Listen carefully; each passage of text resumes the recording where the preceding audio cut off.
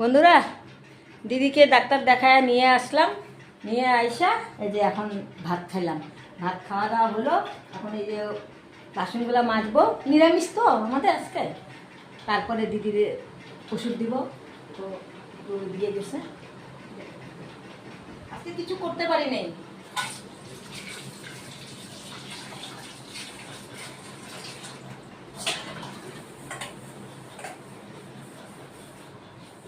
নিরামিষ রান্না আজকে হয়েছে।